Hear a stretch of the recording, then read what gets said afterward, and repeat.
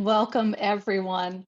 Thank you for joining us this evening, October 11th, 2022, for a virtual candidate forum for Encinitas City Council District 4 race. The candidates you'll meet this evening are running for a 4-year term that expires in November of 2026. We want to extend a special thank you to the Olivenhain Town Council and the Leucadia Encinitas Town Council for hosting this forum. And we also want to extend a thank you to the citizens for joining us this evening and proving just how much you care about your community. I'm Elizabeth Brady, a proud member of the League of Women Voters of North County, San Diego. The League was founded in 1920, just after women gained the right to vote. We cherish the historical name, but don't let it fool you. We welcome everyone, and we would love to have you join us on our mission. Our mission is to promote active, informed, and engaged participation at all levels of government through education and advocacy. In addition to the candidates running for office, your ballot will also include measures that you're going to be asked to vote on. The League has a virtual program on October 15th, where the pros and cons of each ballot measure will be presented in a non-biased format, so you can decide how you want to vote. The information is available at lwvncsd.org. I really want to make sure it's clear to everyone that the League of Women Voters never endorses a political party or a candidate for office. In order to avoid any appearance of conflict, the League's question sorters, the timer, and myself neither live nor vote in District 4. Now, a few words about the format. We'll start with a 2-minute opening statement from each of the candidates. We'll then go on to the questions that the community has provided. And finally, we'll do 2 minutes closing comments from each of the candidates. Prior to this evening, the questions were solicited on the League website. The questions have been sorted by trained League members with the participation of the sponsors. All they're doing is eliminating any duplicates or taking out ones that aren't relevant to the office being sought tonight. Generally, the candidates are going to have 1 minute to answer the questions. However, I reserve the right to do a speed round or to give them extended time if there's a really meaty question. I'll make sure that you, the audience, the candidates, and especially our timer knows if I'm going to do this. This is a great time to introduce the timer. She's going to help the candidates stay on track. When they have 30 seconds left in their response time, she's going to hold up this sign. Everybody see it? Good with it? Awesome. When the candidates are out of time, she is going to flash this stop sign. And that means finish your sentence, wrap it up, we're moving on. Thank you very much, timer. I didn't see any of the signs. Do you have your display on gallery? Oh, it's okay. I guess somebody fixed it. Awesome. That's terrific. Okay. The League will be recording this forum tonight. It is the property of the League. If you'd like to see it, it should be posted in about 24 hours on our YouTube channel. You must have permission from us if you intend to replay it, and you must replay it in its entirety. It may not be edited for political or other purposes. The candidates have agreed in advance to abide by all these rules. They've also agreed to this format, which is a forum. Specifically, it is not a debate. This is an opportunity for the candidates to respond to questions from the community and for the public to hear how the candidates themselves would address the issues. As such, they have agreed to conduct themselves in a civil manner, which includes refraining from making negative references about other candidates or their personal qualifications or characteristics or activities, and they will refrain from using abusive language. I don't think that's going to be a problem with us tonight. These folks really want to show you what they have. With that, let's move on to the opening statements. We'll start with candidate Ehlers. Are you ready? We're ready. Okay, good. Well, if you're like me, you want to preserve the things that attracted you to live and stay in Encinitas: our beautiful coast, small beach town ambiance, overall quality of life, and the special character of our 5 communities. Recent decisions by our city council and the state have seriously eroded and overridden local control of land use and development. In a matter of a few short years, low-density zoning has been replaced by 3, 4, 5, and even 6-story housing proposals with 45 units per acre. We need a city council that will oppose these extreme policies and protect our city from excessive development. However, this council is considering adding even more housing. A city task force was formed and has held 7 public meetings. They propose adding high-density housing in addition to commercial uses along El Camino Real. This would add 3 to 5-story housing above commercial businesses along the entire corridor, extending from LA Fitness to Walmart. According to their numbers, not my numbers, this would allow over an additional 8,000 housing units. That's a 31% increase in Encinitas' population and traffic, all concentrated along this corridor. Imagine the gridlock. When the city proposed something similar in 2012, it motivated us to pass Proposition A, the Encinitas Right to Vote Initiative. Prop A was passed in 2013 and gives the citizens the right to vote on increases in zoning density or height above 2 stories and 30 feet. I was the author and spokesperson for Prop A. We need people on city council that will continue to fight for our community and defend Prop A. I am that candidate for District 4. I have the experience, the knowledge, and the history to defend Encinitas from this coming onslaught. Please vote for me on November 8th. Thank you, Candidate Davis. Hi, I'm Stacie Davis. Thank you everyone who's tuned in and to the League of Women Voters for hosting. I've lived in Southern California for 37 years, Encinitas for 11. Without being raised here, I can appreciate the beauty and the uniqueness of Encinitas and want to protect and preserve it. If you haven't noticed, I do things a little differently. I believe less is more. Like the other candidates, I've never held an elected position. I have held an appointed position on the Encinitas Senior Citizens Commission and then was voted for vice chairman. This is what gave me the taste for local politics. If you live in District 4, you've received my campaign flyers. There aren't any policy statements or why you should vote for me on them. That's what my website's for. On the back are coupons for local businesses that can be downloaded from my website for the general public. Inflation isn't going anywhere anytime soon, and if I can help local businesses and consumers, then great. When our local community thrives, so do we. The majority of District 4 candidates agree on the major issues. How we address them sets us apart. I'm a 90% self-funded. I'm not rich, but I know how to manage money. And I do believe that city council campaign, I do not believe that a city council campaign needs over $15,000 to win. I can win without overspending.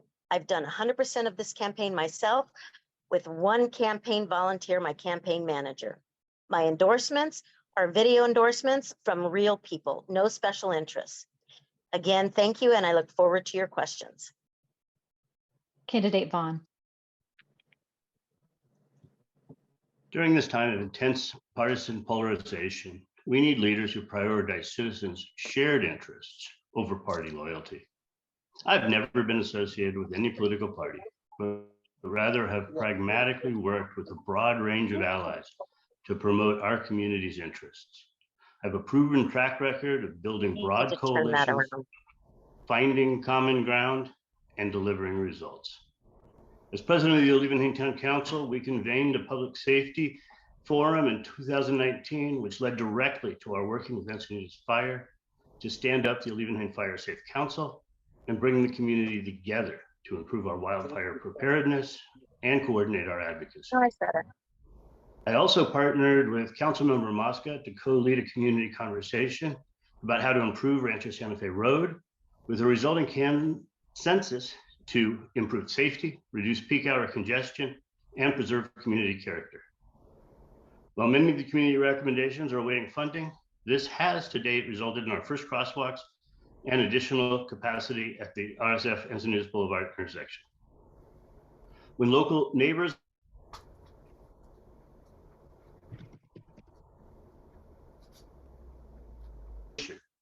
that advocates for responsible development of badly needed affordable housing and educating against the dangers of by right R30 zone. We've also raised over $225,000 to fight against this monstrous project and the city's improper violations of California environmental quality laws. Homelessness is a complicated issue that adversely affects the quality of life for both the housed and unhoused here in Encinitas and across the region. I've led the effort to connect our homeless neighbors to county benefits and regional supportive services. In this effort, I've worked with officials from the city, county, regional task force on homelessness, sheriff's office, as well as with sympathetic volunteers and numerous nonprofit service providers to increase street outreach, Thank social you. workers, and to bring county services to our clients. All right. I want to remind candidates when they're not the ones speaking, could you go on mute? We're getting a little bit of background chatter. All right. So, I yeah, guess. don't turn yours off, candidate Redela, because you'll be speaking next. Thank you. Okay, great. Thanks. Well, good evening, everyone. I'm Pam Redela, and I'm running to represent District 4 on the Encinitas City Council. I was born in Escondido, raised in San Marcos and Leucadia, and have a depth of knowledge of North County as a region. My husband Mike and I have raised our 2 children in Village Park, where the old saying, "It takes a village," is put into practice. With our children ending high school and beginning college, I am at an opportune time in my life to get back to this place that I call home. I have a deep appreciation for and knowledge of the priorities for Encinitas as we move forward, both as an individual city and a leader in the coastal San Diego region. I have concrete experience in serving as a trusted liaison between constituents and governing bodies, and am a skilled community builder. Examples of this are my work as both a labor organizer and governance representative as a professor at Cal State San Marcos, and my many years as a PTA parent. My fluency in Spanish has helped to bring Spanish-speaking families more centrally into the Park Del Lane community, where we threw some of the best spring carnivals ever. I strongly believe that my being a first-time candidate will be a benefit to the council, since I will bring fresh eyes and fresh ideas to the table. I will be purposeful in my representation of all of D4 in fulfilling the vision of our climate and homeless action plans. I will be purposeful in my representation of D4 in specific issues like affordable housing mandates and the El Camino Real specific plan. I will be vigilant of the needs of D4 in other areas as well, like mobility, infrastructure, and fire safety needs. I look forward to answering your questions this evening and hope to win your vote. Thank you. Thank you. Let's dive right into the first question. Over the past 3 years, do you feel that crime in Encinitas has increased, decreased, or stayed the same? Is law enforcement in Encinitas adequate? The first response will come from candidate Davis.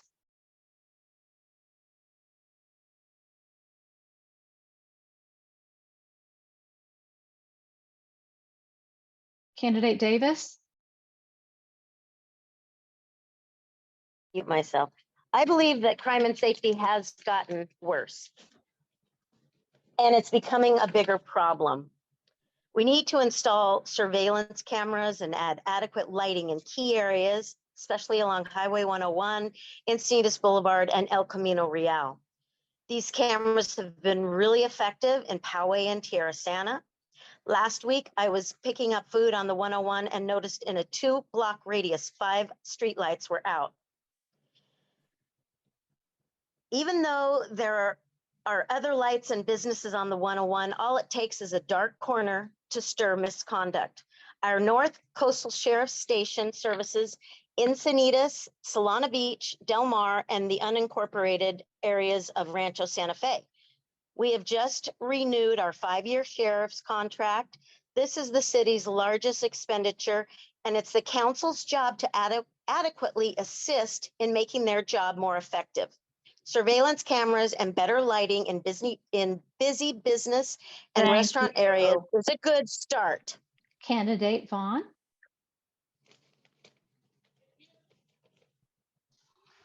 I think our police do an excellent job. I think we've got a wonderful city with lots of great safety. There are challenges, of course. One of those is the increase in homelessness. And the homelessness population are very vulnerable to criminal activity. Again, they're very likely to be victims, as I was when a volunteer for candidate Ehlers' campaign vandalized my street signs. Candidate Vaughn, let me remind you of the rules. That very much sounded like an attack on an opponent. That will not be tolerated. This is your first warning. It was simply a statement of fact. The police report is published on my website.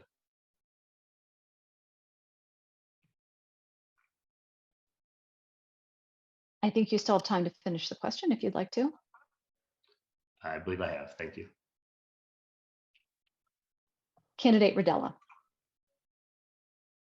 Thank you. Well, Encinitas is among the safest cities in Southern California when you look at the stats. One reason for this is the small town ethos of our residents. We look out for each other. This ethos is reflected in the many efforts to extend a helping hand to the unhoused in our community, among many other efforts. Alongside that ethos, however, is another view that paints the unhoused as a devastating criminal threat to our town. I know that there have been specific incidents of threatening behavior by some that compromise our sense of security, and these specific incidents should be handled by the appropriate authorities and public agencies, as should any other crime. My hope is that the city's homeless action plan, which includes PERT teams, can facilitate community engagement with law enforcement, along with efforts on the part of the county to help reduce petty crime, encourage trust, and get unhoused folks the help they need and deserve. And I really think that the sheriff's office is doing everything that it can to help us out, and we need to support them.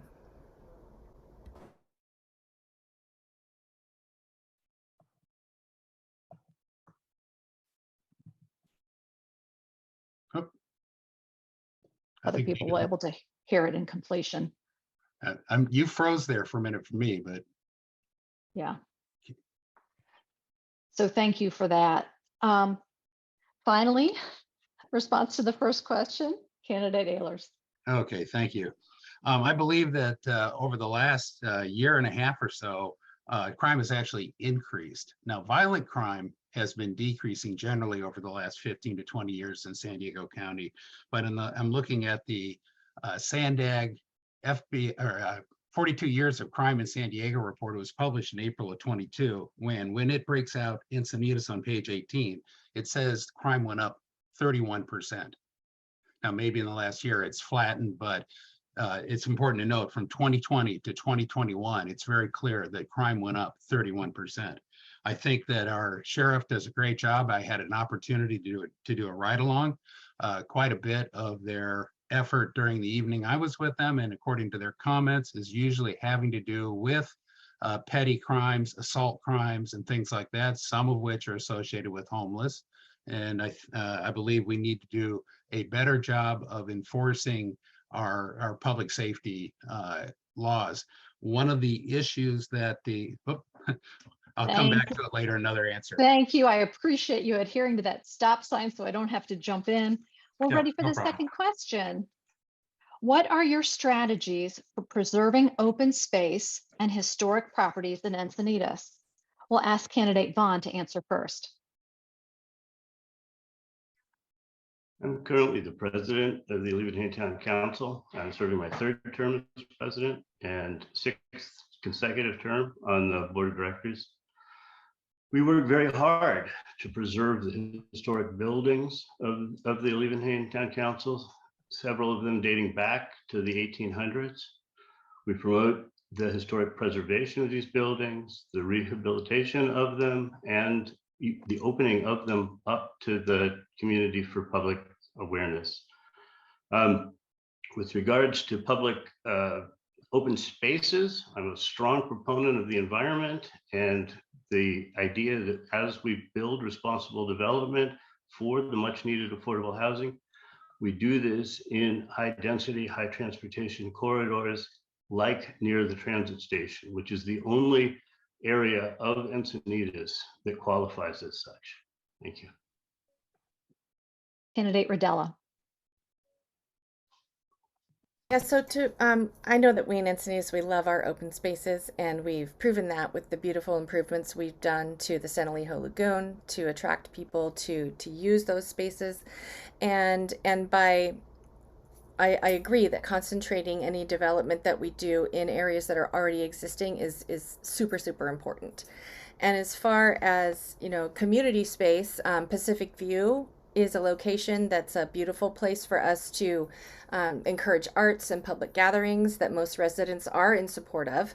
And there's many options to explore for the most efficient use of this property.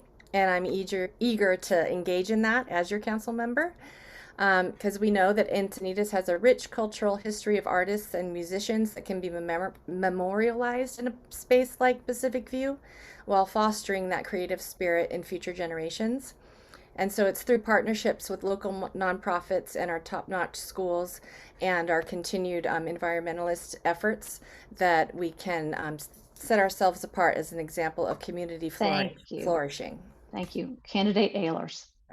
Yeah, I'm very much for preserving open space. One thing I would do differently on the council is I would actually have maintained the funding in the open space fund. It was actually moved out of there, I think roughly $1.2 million. And so I'm one to watch the finances. And so first and foremost, you've got to have the money there. As far as historic preservation, I too served on the OTC, on the Olevenheim Town Council for about 10 years. In fact, I was integral to the first cinema series that started the funding that we actually got to preserve and enhance the hotel. The hotel was filled with bats and bat guano back when I started on the Olevenheim Town Council, and we didn't have money or funding. And the cinema series became one of the initial sources that funded and brought it back to the condition it's in today. I also was integral in introducing the Boy Scouts, the very first haunted hotel, which, by the way, is starting up on Fridays and Saturdays soon. Thank you. Candidate Davis.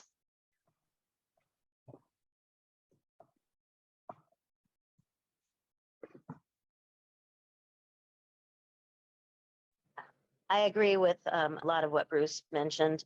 I believe that we need to align housing and climate goals by promoting sustainable patterns when we are building, ensure stormwater projects get proper funding, install better pavements, adequate draining and storm drains need to be able to deal with flooding and storm water for reusage.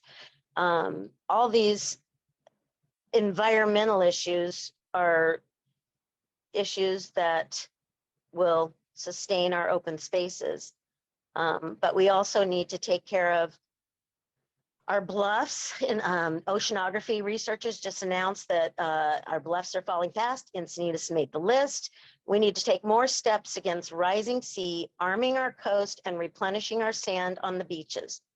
Soft shoreline stabilization methods designed to incorporate natural materials is in order to minimize any impact on the natural environment. With the predictions of a foot of sea level rise. Thank you. The next question has a lot of sub-questions to it. So it's going to be a test, first of all, for the candidates to keep this straight. I'm happy to repeat it if you need it. But I'm also going to ask the timer to give each candidate a minute and a half to answer it. You'll still see your 30-second warning when there's 30 seconds left, and then this stop. Okay, here we go. The city of Encinitas has paid over $3 million in failed lawsuits challenging state housing laws. What are your suggestions for a path forward? What do you think we should do to protect ourselves from the state mandates that override our local policies? Should we be working within the state laws to create more housing? You want me to run through it one more time? Okay, and I can do it beforehand if you want. The city of Encinitas has paid over $3 million in failed lawsuits challenging state housing laws. What are your suggestions for a path forward? Do you think we should protect ourselves from the state's mandates that override our local policies? Should we be working within the state laws to create more housing? It goes first to candidate Redela.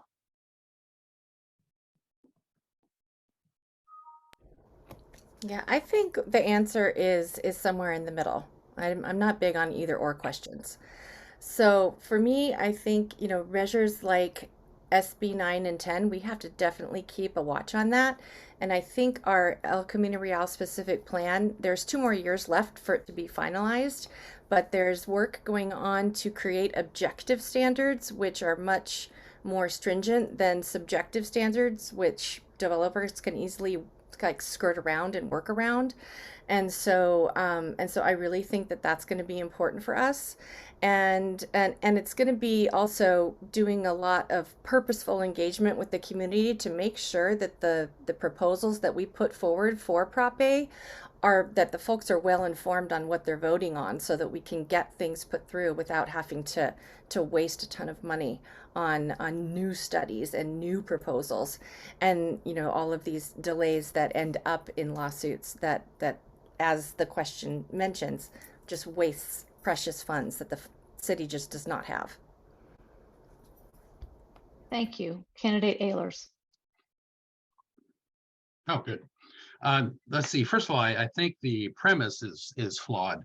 It says 3 million in failed lawsuits challenging state housing laws. They weren't lawsuits challenging housing laws. They were lawsuits by builders, BIA of San Diego, the building industry, and Tenants United, having to do with other things where our housing element was not in compliance, and that became the issue. It wasn't challenging any housing laws. So how would I go about protecting ourselves from the state laws? There are several organizations that I've been a member of for quite a few years now, several years. There's livablecalifornia.org. There's also Cal Electeds. And these are a coalition of many cities, including inner city, or I should say South Central LA, and beach communities and Northern California communities that are fighting these very same laws. And I believe we should band together with them and join in some of their actions against the state. And then finally, there is an upcoming initiative that will be going out for signature called Our Neighborhood Voices. There's a more fancy name I won't go into, but ourneighborhoodvoices.org, that would basically put local control back local. And another word about the objective versus subjective standards, that's actually a new state requirement. And it's very hard to do an objective standard that will directly prescribe exactly the type of beautiful housing we're going to have. And so I don't know that objective standards are a solution. Candidate Davis.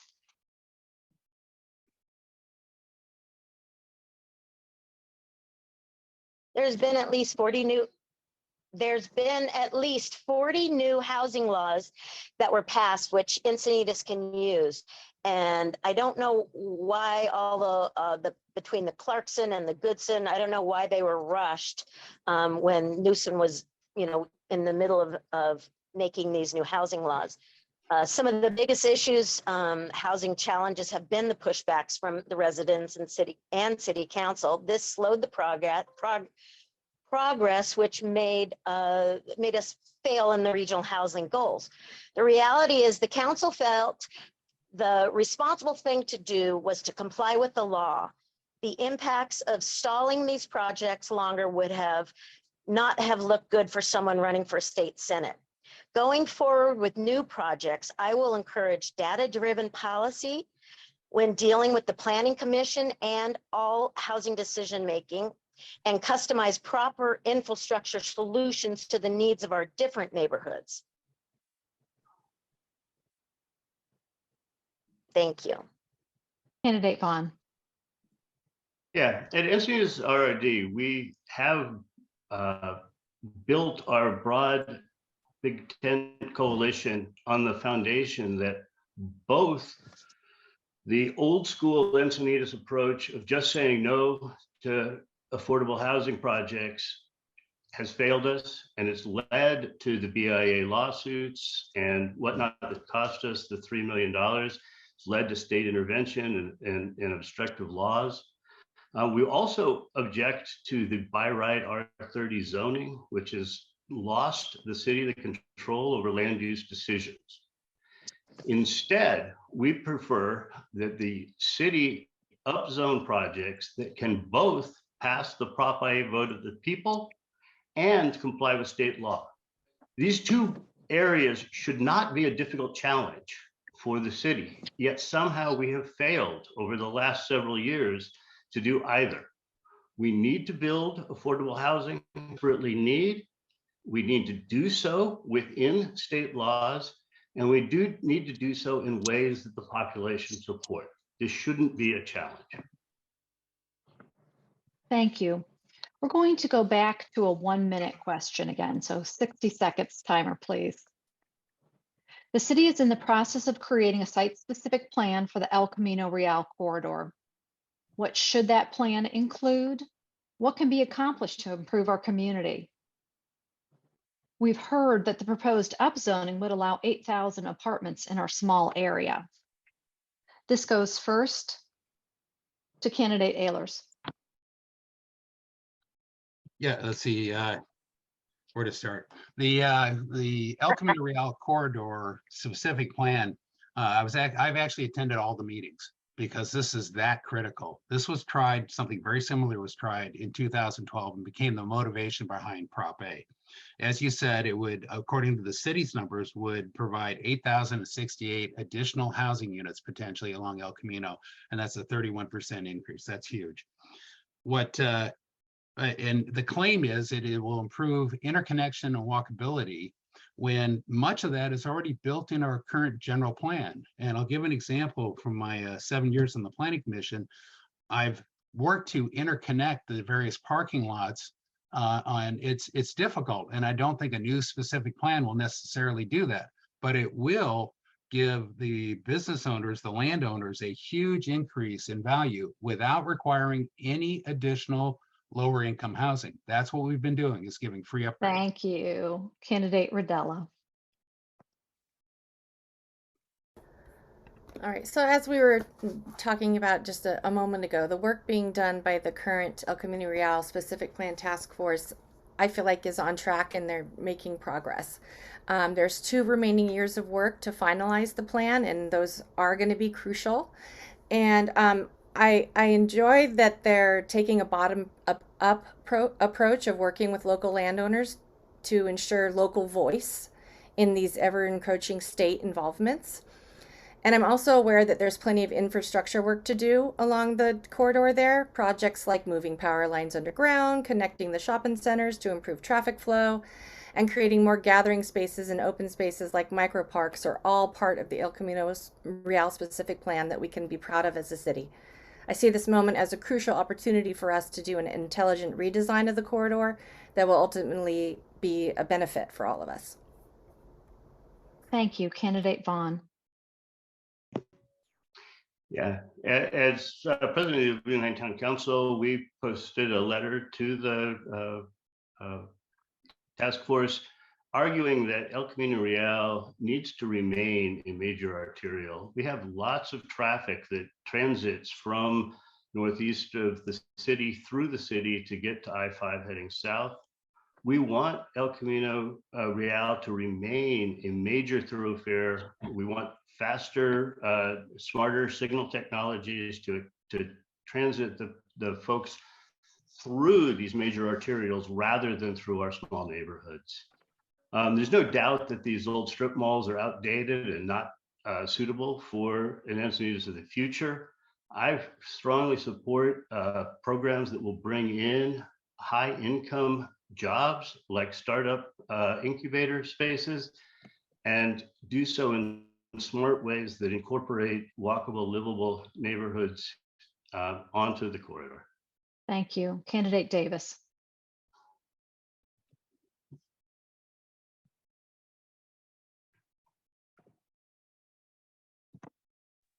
Initially, I was extremely excited about the El Camino Real corridor. As I've heard and read with what's been going on, I mean, my most excited part about it was to actually visualize walking paths and biking paths, you know, all along it. I was hoping that those things would slow traffic through that area. We certainly don't want, you know, a highway, El Camino. I mean, it's already a speed zone as it is. I think with, you know, some roundabouts and the walking paths, The only problem I see is the the large buildings that they want to build that are over the Prop A ruling, the height. Other than that, I would love to see El Camino a walking and biking path for families. We don't need it to be a freeway. That's the problem with everything Thank else. you. That leads us wonderfully into the next question. What would you do to make Encinitas safer and easier to get around in without a car? Consider bicycles, pedestrians, public transportation. We start with candidate Davis. Well, I believe that some kind of either even a smaller mass transit, some trolleys or things they have like downtown. They have these little, they're not actually hooked up like the trolleys in San Francisco, but they're like a miniature trolley that drives around and it gets people from one area to the next. It's more of a sightseeing trolley, but I believe that these things would work well taking seniors to grocery stores or shopping. I know we do have some vans that do that, but I believe with the Encinitas corridor, the El Camino Real corridor, these things are possible.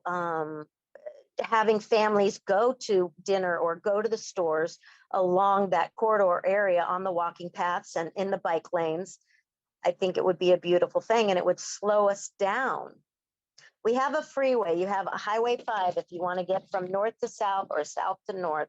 You don't need to travel Thank El you. Camino Real to do that. Candidate Ehlers.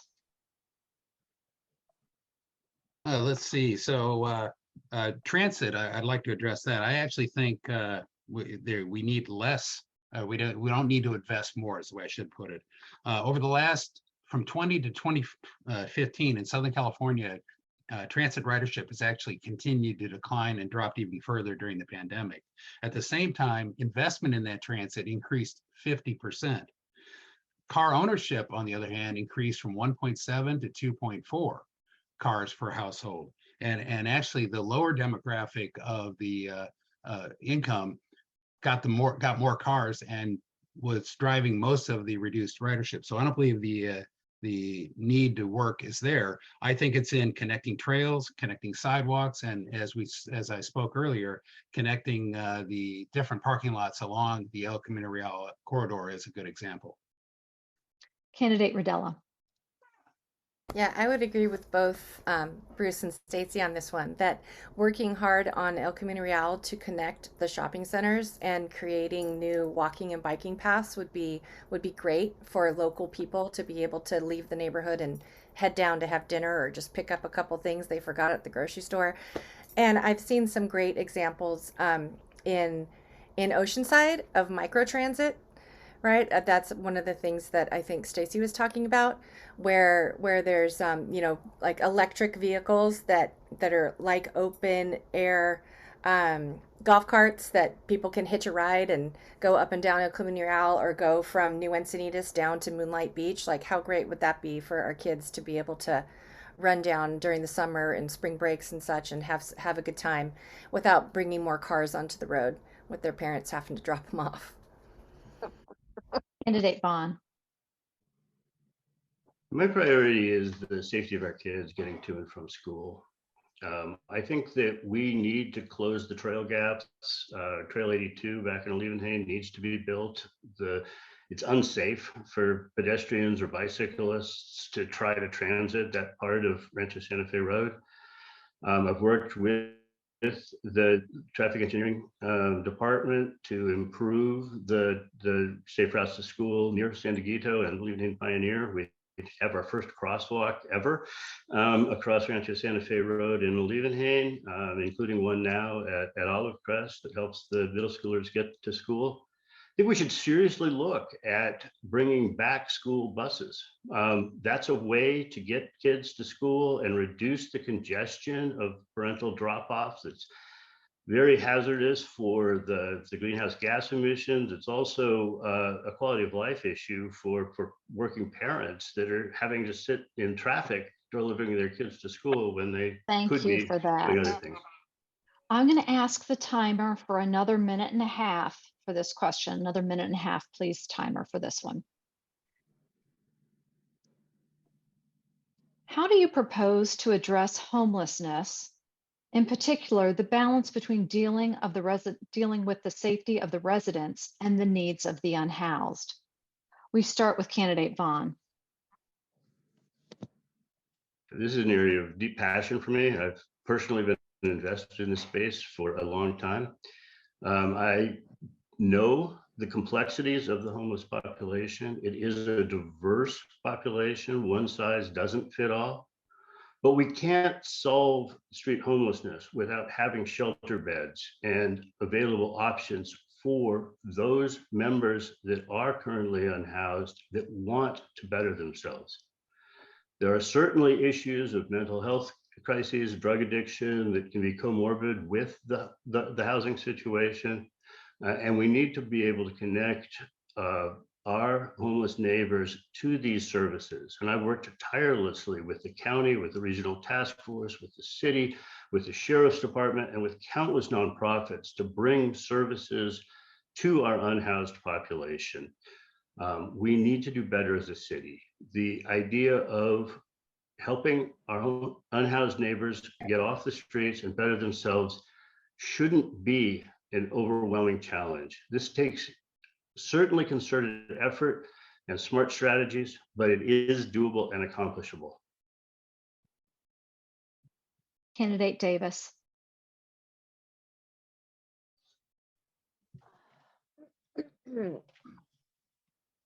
I too believe that Encinitas should do more to encourage the county's network of social service agencies to provide shelter and services for the unsheltered. Violations of vagrancy, camping, and parking laws should be enforced, but in a humane, evidence-based effectiveness. We need to start addressing the root causes of all these individual bases to determine if they need to be possibly institutionalized for psychosis. I know that there was an encampment found off of Mountain Vista and El Camino Real just after the two local businesses were robbed earlier this summer. I don't know if they were brought in, I guess, to stay in hotels during COVID.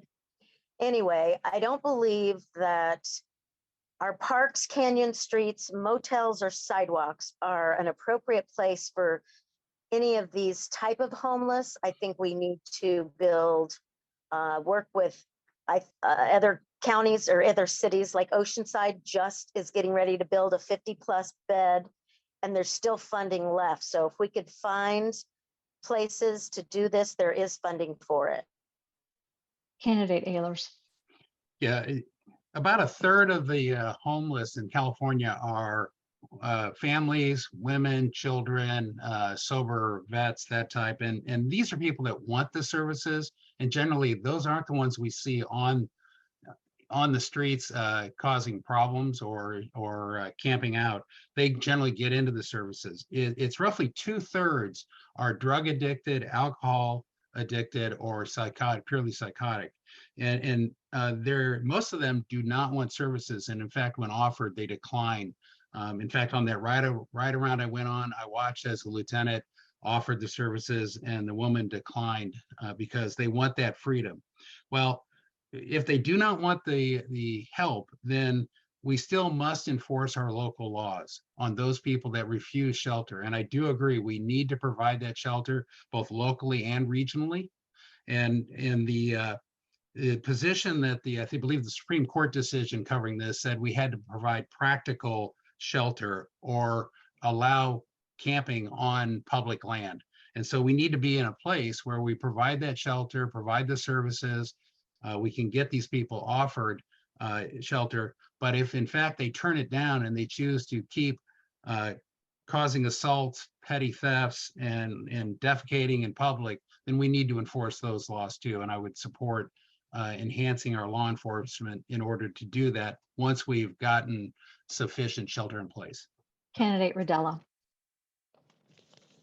Yeah, I would agree with my fellow candidates that, we have an issue to deal with, and I think Encinitas is doing its part in it as a part of the region, right? That there's not one space, that one city or one individual that can fix this. That's a national, regional, county issue. And providing shelter is really important. Providing services is really important. I know that the sheriff's office has like the PERT teams and has programs for wraparound services. And like was mentioned, if people refuse them, then yes, we need to enforce the law as it exists, and we shouldn't allow crime to happen in any form. And so I continue to support the safe parking program. It's proven successful, and it's helping families and seniors and young students to not slip into chronic homelessness. And so we need to keep supporting these efforts that are bearing fruit and showing effectiveness. And at the same time, continue to be that Encinitas that we all know and love, that is compassionate. And we have our roots are in the Self-Realization Fellowship at Swami's, and we have a vibrant yoga community that concentrates on compassionate approach, and the work that Dan is doing through St. Andrews. And I got the chance to tour CRC down on 101. There's wonderful programs that we can keep supporting that will help with this. Thank you. Let's squeeze in one more question. Hey. So we're back because of the time pressure. We're back to a 1 minute timing on this one. 1 minute, please, timer. Do you support the city's climate action plan? Why or why not? We'll start with candidate Davis. I support it. I think we need to do more, and we need to move quickly, as I mentioned earlier. This year's oceanography research is announced, which bluffs are falling fast enough, and Encinitas made the list. I think I might have lost my train of thought, but I believe we are one of the best cities. We've done what we've done for banning straws and styrofoam. Those are some of the best things that were done. But it's only a start. Well, we have a good plan. We don't have time to wait for technology to catch up. And given the best available data, we need to be moving much faster. The issues are here now, and people need to stop driving excessively. That's it. Candidate Redela. Yeah, I would agree. I think it's wonderful that we have a climate action plan. I mean, there's still places around that don't have those, and so it's a step in the right direction. The plan is in full swing, working on decarbonization, right? Like meeting goals with that by encouraging folks to use bicycles and investigating the possibilities of microtransit that is electric and non-emissions based. And the electrification of building, that new zoning that new ordinance that's talking about new construction not using natural gas. So it's not saying that everybody needs to get rid of their stove that has one that's with gas, but just if you remodel, then new construction is going to have that. So and then of course, yes, the Sea Bluff issues are just urgent and need to be addressed. And so we need to work with all of the possible local, county, federal agencies that we can get funding from for help with this as well. Candidate Ehlers. Yeah, I support it, but I believe it's backloaded with harder accomplishments. In other words, the first accomplishments have been the easiest ones, and therefore it is actually likely to fall short of its reduction of 45, I think it's 41 or 45% of greenhouse gases by 2035, I believe it is. There are 20 measures in the climate action plan, 7 of which have been completed. And those are largely within the direct control of city staff, so they were easy. For example, one was to plant more trees in the public right of way. But others, like adopting the gas blower ordinance, the council, oddly enough, said, for instance, they recently admitted that the glass blower ordinance is not being enforced, and that they, quote, see glass gas leaf blowers all the time being used. And that was at the September 21st meeting.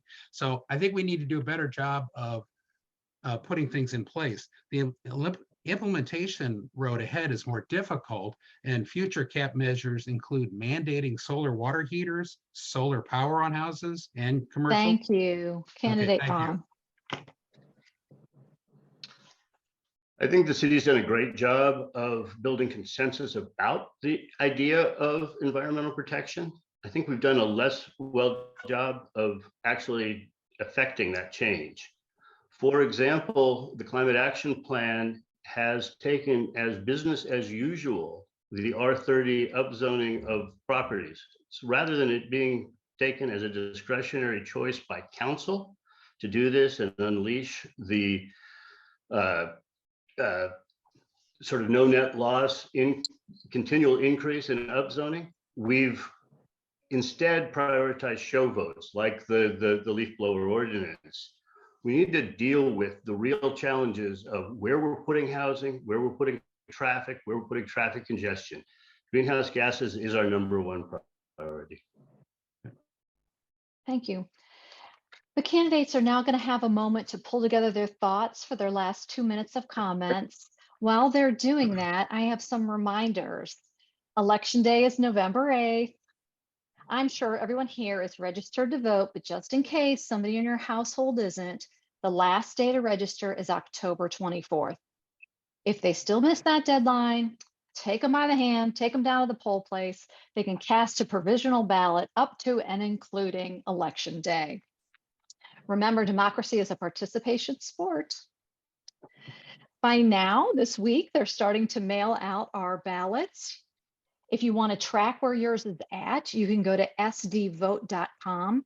That's also going to tell you places where you can drop off your ballots, polling places, and just general questions. That's sdvote.com.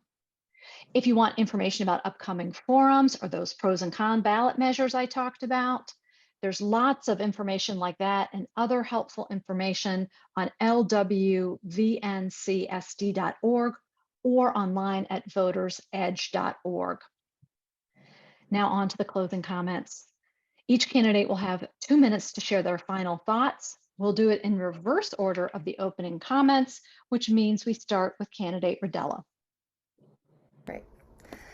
Well, I appreciate all of you for your taking the time out of your busy lives to attend a civic engagement event like this one. We have an accomplished group of candidates from which you must choose one to represent you in the D4 seat on the City Council. I hope that this discussion, however brief, has given you an idea of my roots, experience, and vision. As a lifelong resident of North County, I bring historical knowledge of the region and specific experience in Encinitas as it has grown and evolved over the past 40 years. I bring progressive vision and a strong work ethic to all that I do. I strongly believe that collectively we can accomplish great things and that I am the right choice for bringing District 4's needs to the work of the Council as we address the citywide housing element, the El Camino Real specific plan, and both the climate and homeless action plans. I will work for all of us in the interest of fairness and with respect for the values of transparency and accountability. I want to close with an experience I had at the recent Oktoberfest event put on by the Encinitas Chamber of Commerce. At my booth, we asked people what they love about Encinitas. The best responses came from a group of scrappy elementary school kids. One said, "I love the beaches, sunsets, and baseball." Another said, "There's lots of lizards." And the topper was, "I love that my best friend is my neighbor." I want to govern our city in a way that will make all our residents see our community the way these children do. So, keep your eye out for those mail-in ballots that are dropping this week, and do your due diligence in researching the candidates and measures before voting. I thank you all again for taking the time to engage in the democratic process, and I look forward to being your rep on the City Council. Candidate Vaughn. To briefly hit on two topics that we didn't cover in the Q&A. One is a priority of mine is to restore trust and transparency to City Council.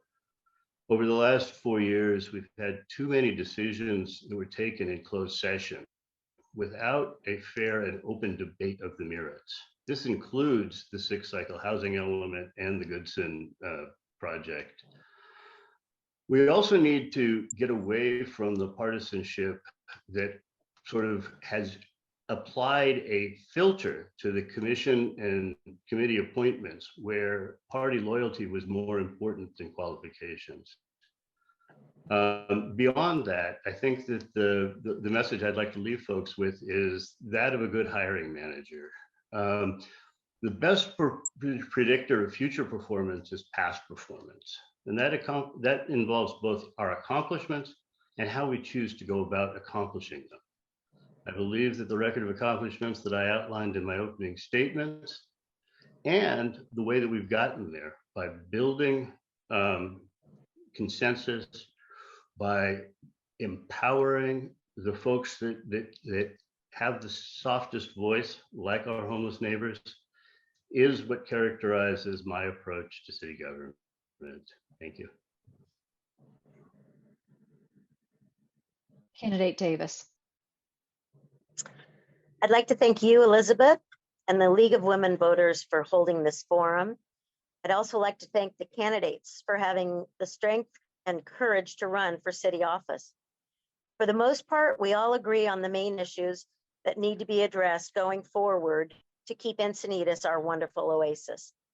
I come from a long line of hard workers, both independently and for the service of our country. My father was a lifetime serviceman, started his career in Oceanside, and retired as a lieutenant colonel from the U.S. Marines. My mother was self-employed accountant, which was a big feat in the 60s. And my grandfather in the 40s built his home and business that my mother lived in Hole in the Rock in Moab, Utah. This is an 82-year-old current tourist attraction. I've worked hard from age 13. In restaurants, country clubs, I acted in commercials and radio. I received my license to cut hair at age 19. I've worked in Colorado, California, and Arizona. I'm now semi-retired. I have plenty of time to devote myself to our great city of Encinitas. I have many new innovative ideas that, in my humble opinion, make me the best candidate for the job. Take a look for yourself on my website, www.encinitas.com. You can also find where to vote there. You can also renew your voting address if it's out of date. I also have my other views from crime, safety, homelessness, helping local businesses, consumers, my opinions on the propositions and measures, and my new ideas. I hope I can count on your vote. Thank you. Candidate Ehlers. Yeah, I have the experience, the knowledge, and the history to serve on council. My experience includes 7 years on the city's planning commission, serving twice, and most recently as chairman. I have firsthand experience with all the new housing laws impacting our city, and I'm uniquely qualified to guide and defend our city. I've also served 10 years in various capacities on the Allevenheim Town Council Board of Directors, including as liaison of city affairs. I was a founding board member and served 17 years on the North County Advocates, which includes 10 years as treasurer and CFO. NCA's mission is to oppose the negative impacts of excessive development throughout North County. I have the knowledge of how the city works and will hit the ground running. I'm familiar with city staff, the budget, and the process of government. My 25-year history of supporting and fighting for our community shows my commitment. I have lived in Encinitas 38 years, raised my 3 daughters here. I've lived in both New Encinitas and in Allevenheim and walked my dog through both, often past 7-Eleven or down Coal Ranch Road. So my vision for Encinitas is to maintain our small beach town ambiance and clean coastal environment. My priorities on the council will be: 1, protect Encinitas from excessive development; 2, restore local control; 3, protect the environment; 4, ensure public safety; 5, improve traffic circulation; and 6, ensure a healthy business environment. I hope you'll join me to restore a council majority that will protect Encinitas from overdevelopment and truly listen to the residents and fulfill the reason we incorporated in 1986. Thank you to the League for putting this forum together. I also appreciate my fellow candidates and their commitment to Encinitas. Learn more about me at bruceforencinitas.com. That's Bruce, F-O-R, Encinitas.com. Thank you. Thank you all. In concluding tonight's forum, I just want to thank the candidates. Your courage and your willingness to run for public service are deeply appreciated. Without you, we would not have any democracy. Can we all just give them a virtual round of applause and thank them for this? Thank you, everyone. Have a great evening. Thank you.